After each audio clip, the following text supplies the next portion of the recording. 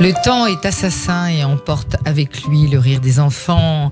Galit Touati, bonjour, merci d'être avec nous ce matin. J'avais envie de vous mettre cette chanson. J'ai toujours trouvé que Mistral gagnant de Renaud, ça pouvait tout à fait être une chanson qui aurait été composée avant, pendant la guerre, après, parce qu'il s'adresse à une enfant.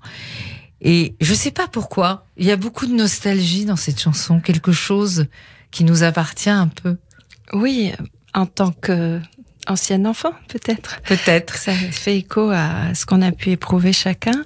Mais j'imagine que vous faites allusion à l'enfance pendant la Seconde Guerre mondiale, ouais, qui est l'objet de notre association. Exactement, votre association. Allez, on aime notre générique, on se le met.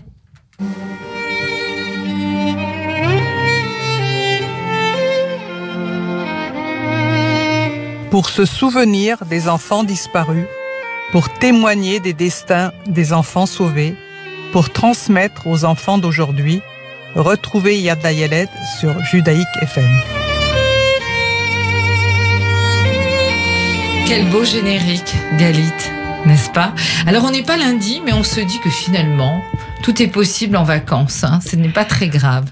Oui, petite parenthèse, mais qui peut quand même intéresser les auditeurs. Le générique est interprété par Laurent Corsia, que nous aimons beaucoup. C'est un violoniste très talentueux. Et c'est la musique d'un très beau film qui s'intitule Cinéma Paradiso. Et il se trouve qu'il est actuellement sur les écrans dans le quartier latin. Ah, vous êtes merveilleuse, Galit. Franchement, je trouve qu'on devrait faire une émission d'actu toutes les deux. Alors, Galit, on va évidemment parler du programme de Yad Layeled qui est riche, hein, de toute cette mallette pédagogique de votre site, etc. Mais d'abord, on va parler du musée qui est en Israël, de la difficulté avec la reprise du corona, des visites, et quand même, c'est une chose que je ne fais pas souvent, mais j'ai envie de dire aux auditeurs de vous aider et d'essayer vraiment d'envoyer des dons pour que ce musée qui transmet la mémoire de la Shoah pour les enfants existe. On va rappeler que 1,5 million d'enfants ont été assassinés. Oui, ce musée, c'est le musée des combattants des ghettos qui est situé en Galilée et dont notre association est la représentante en France. C'est le premier lieu de mémoire de la Shoah qui a été fondé en Israël dès 1949 par des survivants de l'insurrection du ghetto de Varsovie notamment. Et depuis 1995 et l'inauguration sur ce site de la maison des combattants des ghettos du musée Yad Layeled, spécifiquement dédié à la transmission de cette histoire aux jeunes élèves, aux jeunes enfants, eh bien, notre association, elle a pour but de soutenir ce musée, c'est-à-dire de le faire connaître du public francophone. C'est pour ça qu'il y a des audioguides en français dans le musée, par exemple. Également de soutenir un fonds d'archives extraordinaire avec beaucoup de documents qui concernent la France également. Et puis des trésors, puisque une des missions d'une des fondatrices du musée a été de collecter en Europe des œuvres d'art, des artefacts, des objets qui témoignent de cette histoire. Et l'un des joyaux de ce musée, c'est le manuscrit du poème de Isaac Katznelson, Le chant du peuple juif assassiné. Alors notre association, elle a pour but d'aider ce musée qui vit une période, mais comme toutes les institutions muséales actuellement en Israël et dans le monde, très compliquée. Oui. C'est compliqué pour l'accueil du public, c'est compliqué parce que les groupes annulent, parce qu'il faut planifier les visites. Tout est devenu compliqué, comme vous pouvez l'imaginer. Et surtout, il n'y a pas de touristes. Et c'est vrai que Yad Layeled vit beaucoup de touristes qui viennent, qui ont soif de visiter ce musée, qui est à l'intérieur d'un très beau kibboutz, d'ailleurs kibboutz hôtel, oui, et où il y a aussi l'autre musée, le fameux musée, le grand, le papa et la maman, j'ai envie de dire. Oui, le grand musée, le musée de la Shoah et de la résistance juive. Alors les visiteurs ne viennent pas, le musée est en crise, donc une partie de l'équipe a dû être remerciée.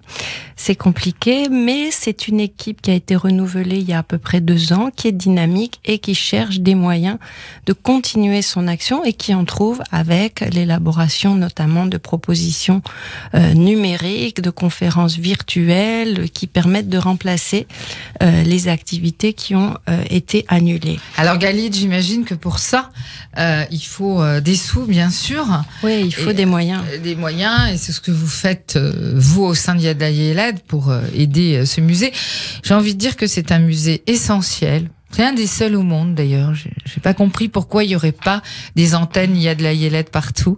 Oui, il y en a une en Suisse. Ah oui, voilà, un musée comme celui d'Israël. Ah non, pardon, je dis une association des amis du musée. Moi, je pense au musée, Galit, parce que c'est un musée qui est extrêmement bien fait, parce qu'il tient compte, évidemment, de la psychologie des enfants, ce qu'on leur montre, le parcours muséal, puisqu'il s'agit d'un parcours, n'est pas effrayant. On montre les communautés, comment elles vivaient là-bas, jusqu'au rail du train, où là, c'est silence. Oui, alors, sans lieu, nous avons, nous, décidé de promouvoir cette pédagogie exceptionnelle du musée Yad Layeled.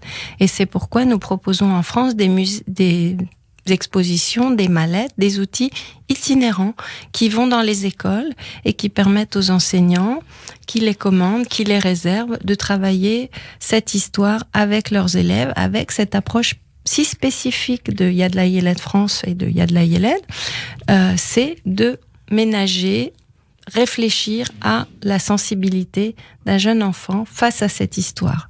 Et ça, c'est pas simple, mais je crois qu'on y arrive parce que depuis plusieurs années, nous multiplions les différents projets qui tous trouvent un écho, je dois dire, assez formidable au sein du monde enseignant. Alors, est-ce que vous travaillez de concert avec le musée Yad Layeled en Israël? C'est ma première question. Et la deuxième question, vous allez donner un téléphone pour nos auditeurs. Alors, nous avons travaillé de conserve. De conserve avec le musée Yad Layeled, puisque nous avons adapté plusieurs de ses expositions, en particulier l'exposition sur les traces d'une photo, 10 récits de sauvetage d'enfants pendant la Seconde Guerre mondiale en Europe, et qui nous avait permis de montrer la variété des situations en Europe, les différents relais que la Shoah que le régime nazi, disons, a trouvé en Europe pendant la Shoah. Et ça nous a permis aussi de montrer la variété du judaïsme européen. Ça, c'était très intéressant. C'est un exemple de partenariat que nous avons fait.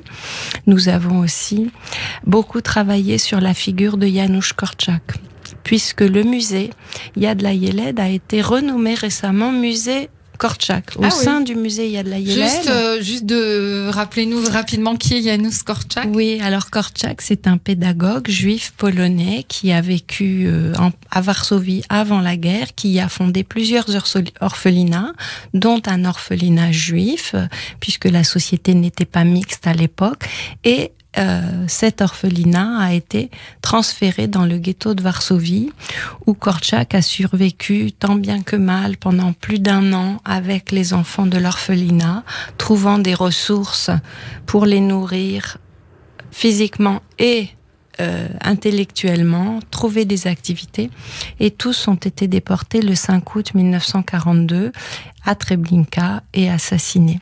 Ce pédagogue Korczak, il est très important pour nous parce que c'est un des inspirateurs de la Convention internationale des droits de l'enfant. Et dans notre démarche actuellement, il est très important de faire la relation entre le sort réservé aux enfants juifs pendant la Shoah et les droits de l'enfant aujourd'hui. Pourquoi ça a du sens d'en parler aujourd'hui? Parce que d'abord, de la Shoah ont été tirées des notions très importantes pour l'histoire et l'actualité, mais aussi parce qu'on a un exemple parfait de violation des droits de l'enfant. Alors, Galit, on marque une pause publicitaire et on revient tout de suite après avec une chanson aussi d'un enfant, c'est du ladino pour changer. On écoute tout ça.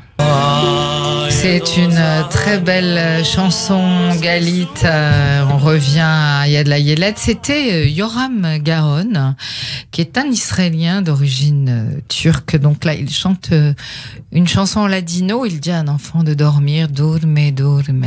Voilà, c'est aussi quelque chose d'important pour l'enfance, de trouver un bon sommeil. Alors, Galit, on revient sur l'importance d'aider évidemment Yad Layeled, l'association qui sert à promouvoir en tout cas la mémoire des enfants. un téléphone, Galit. Oui, c'est le 01 45 24 20 36 et je vous remercie de rappeler que c'est important d'aider l'association. C'est vrai que le gala que nous avions prévu le 23 mars dernier a dû être annulé, vous savez pourquoi, et nous espérons pouvoir l'organiser le 3 novembre prochain, mais rien n'est certain dans l'état actuel des choses. Rien n'est certain, ça nous rappelle des souvenirs quand même, rien n'était certain avant, d'où l'importance peut-être de faire aussi un travail psychologique avec les enfants, parce que dans ces périodes, les enfants aussi sont angoissés aussi beaucoup. Et Galit, je crois que vous allez maintenant nous parler de ce projet pédagogique qui vous tient à cœur. J'ai sous les yeux des images magnifiques, hein, des photos, je ne sais pas si on les voit. Oui, nous avons profité de la période du confinement pour avancer sur ce très beau projet qui nous tient à cœur depuis 1 an et qui nous a été inspiré par le travail formidable d'une directrice de l'école Kitov, Dina Lancry, qui a élaboré un certain nombre de dessins pour travailler à partir d'une histoire sans parole sur l'histoire de la Shoah. Et très intéressée par ce projet, j'ai souhaité que nous l'adaptions avec un dessinateur professionnel en la personne de Hervé Dufaux, qui est illustrateur avec lequel nous avions déjà travaillé dans le cadre du livre Le combat des justes, qui était paru chez Delcourt, la bande dessinée. Et nous avons élaboré un scénario qui permet aux élèves, à partir de l'observation de ces 12 dessins en couleur, là je vous ai apporté une version en noir et blanc, qui comprend à la fois des dessins définitifs et aussi des dessins préparatoires. Et à partir de ces 12 dessins et d'un scénario très précis qui raconte l'histoire d'une famille juive avant la Seconde Guerre mondiale dans une ville, en l'occurrence à Paris, puisque la plupart des Juifs qui vivaient en France habitaient à Paris avant la Seconde Guerre mondiale, et qui est prise dans la tourmente de cette guerre et de l'application des lois du régime de Vichy de plus en plus drastique et menaçante. Cette famille, l'histoire de cette famille est assez représentative de l'histoire des familles juives qui vivaient en France, à savoir les obligations de plus en plus importantes, les interdictions, l'application du premier statut des Juifs à partir de 1940, les interdictions, les premières arrestations en 1941, en particulier des pères de famille, avec la rafle du billet vert, puis l'entrée dans la clandestinité au moment de la rafle du Veldiv, à laquelle n'échappent pas plus de 4000 enfants. Je vous rappelle, on en a parlé la semaine dernière, puisque dimanche dernier a été commémorée la journée en mémoire des Juifs, en mémoire des crimes racistes et antisémites de l'État français et d'hommage aux Justes de France. Et nous avons voulu rappeler ces épisodes à travers ces dessins très forts. Et nous avons tenu à maintenir ce principe d'une histoire sans parole, mais tellement parlante que chaque élève, chaque enfant pourra, à travers l'observation, en observant minutieusement ces images, décrire et écrire lui-même cette histoire. Mais il est accompagné par son enseignant qui ne le laissera pas sans réponse aux questions qu'il peut se poser. Et l'enseignant, nous le secondons par l'élaboration d'un livret pédagogique qui est là, qui reprend à la fois le contenu des images, ce que l'on voit, et qui explique ce que l'on sait de cette histoire. Par exemple, si l'on voit sur un dessin l'arrestation de la famille, on expliquera à la fois que la police française a fait ces arrestations, que certains ont pu échapper aux arrestations parce que tout est ambigu dans cette histoire. Des policiers qui ont dénoncé, des concierges qui ont dénoncé les habitants de leur immeuble, mais on sait aussi que des policiers ont tourné la tête pour laisser s'échapper des enfants et que des concierges ont sauvé. Donc ce que l'on souhaite, et ça c'est un travail qui est très important aujourd'hui en enseignement morale et civique, cette discipline qu'on désigne comme l'EMC, qui aujourd'hui, c'est quand même 1 heure par semaine de MC pour les enseignants du cycle 3. Donc, nous leur proposons, à travers toutes ces réflexions et tous ces questionnements, de faire de l'EMC en parlant de l'histoire des enfants juifs pendant la Seconde Guerre mondiale. Concrètement, ça se passe comment, Galit? C'est en fait une nouvelle mallette pédagogique. Exactement. On sait à quel point elle est importante, qui va être numérisée. Ouais. Alors, c'est ça. Il va y avoir une proposition papier, c'est-à-dire un dossier dans lequel on aura à la fois les planches cartonnées, les 12 dessins, mais également une trentaine de dépliants, parce que c'est ce qu'on a appris avec l'expérience de la crise sanitaire. Les 12 dessins, il y aura une légende quand même. C'est pas sous forme de livre, ça sera une suite de dessins. Ce sera une suite de dessins. Par ordre. Dans l'ordre. Ouais. Et au verso, l'enseignant verra ce qu'il doit raconter à ses élèves, mais il l'aura lu aussi dans le livret pédagogique. Et donc, ce qui va se passer, c'est que l'enseignant et l'élève vont écrire ensemble cette histoire et la raconter ensemble. Il s'agit évidemment de ne pas les laisser seuls dans leur questionnement, de les accompagner, mais vous avez montré les dessins, on va les voir explicites. On va voir sur Internet, je pense, sur le web, voilà. Tous les dessins seront reproduits. Et l'objectif, et c'est l'expérience que nous avons tirée de ces derniers mois, c'est de mettre en ligne directement au moment de la sortie de l'outil, qu'il soit disponible sur le site internet de l'association. Et ça, c'est le grand chantier à venir, la refonte du site internet de l'association, parce que nous nous sommes rendus compte que le site était une bonne vitrine de nos actions, mais il disait, voilà ce que nous faisons, contactez-nous et nous vous envoyons le matériel. Aujourd'hui, c'est plus possible. Aujourd'hui, il faut que l'enseignant y trouve directement, en allant sur le site, des ressources qu'il peut télécharger. Et est-ce qu'il y a beaucoup d'enseignants, Galit, qui font appel à vous? Et c'est quelle classe, en principe? Oui, alors beaucoup d'enseignants, puisque la mallette Face à l'Histoire, qui était l'outil qui a été mis en circulation l'année dernière, on en avait fabriqué 500 en se disant qu'à l'échelle de notre association, c'était beaucoup. Et en fait, non, très vite, elles sont parties. Et là, va sortir en septembre une nouvelle édition de cette mallette. Les écoles l'achètent? Alors, les écoles la reçoivent sur demande. Nous l'envoyons aux établissements scolaires et en particulier aux classes de CM2 et de 6e. Donc, c'est le cycle 3. Voilà. Alors, l'outil, le matériel a l'avantage d'être gratuit, puisque l'association, c'est sa mission que de proposer des ressources pour aborder cette histoire. Et on a vu avec l'expérience que le prix pour les enseignants peut être un frein. Donc, nous avons décidé de lever ce frein et de trouver, c'est pour ça qu'on fait appel aussi aux auditeurs, les financements pour pouvoir rendre gratuit ce matériel. Est-ce que ça intéresse les enseignants, en fait, cette mallette? Comment les enseignants, ils sont très très intéressés parce que ceux qui ont envie de le faire, souvent ne savent pas comment le faire et n'ont pas de ressources. Donc, ils sont enchantés à la fois de venir dans des formations. Par exemple, nous avons un projet le 16 novembre prochain, une formation au musée d'art et d'histoire du judaïsme sur parler des Juifs et de la Shoah au cycle 3. Et chaque année, on y accueille, dans le cadre de la direction académique à la formation, des enseignants que l'on forme à cet enseignement. Et c'est vrai que jusqu'à présent, les témoignages que nous avons eus des enseignants, c'est que avec ces ressources, ils sont apaisés. Parce que c'est tellement compliqué qu'on comprendrait qu'ils renoncent à le faire. Sûr. Et là, ils ont des supports qui, relativement facilement, leur permettent d'aborder ces questions. Parce que je vous rappelle que finalement, ils n'y passeront peut-être pas plus qu'une séance.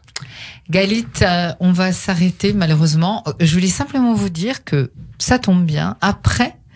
Après vous, il y a une émission avec la nièce de Mike Brandt consacrée au chanteur et à sa discographie qui vient de sortir en intégrale. Vous savez probablement qu'en dehors du fait que ça soit un chanteur magnifique, avec la voix d'or qu'on lui connaît, etc., ça a été un enfant de la Shoah. À l'âge de jusqu'à 2 ans, il ne pouvait plus parler, il ne pouvait pas parler. Il était dans un camp de transit à Chypre. Ses 2 parents ont été déportés et on suppute, on n'est pas sûr, qu'il n'a jamais vraiment été pris en charge. À l'époque, Yad Layeled n'existait pas et que son suicide n'est pas non plus étranger à son enfance. Je dirais que quand on pense à Mike Brandt, mais on peut aussi penser à Barbara, à Serge Gainsbourg, à Jean Ferrat, et ben on se dit oh combien de talents ont disparu. Merci beaucoup Galit, on se retrouve en septembre à notre antenne et voilà. Au revoir. Au revoir, merci.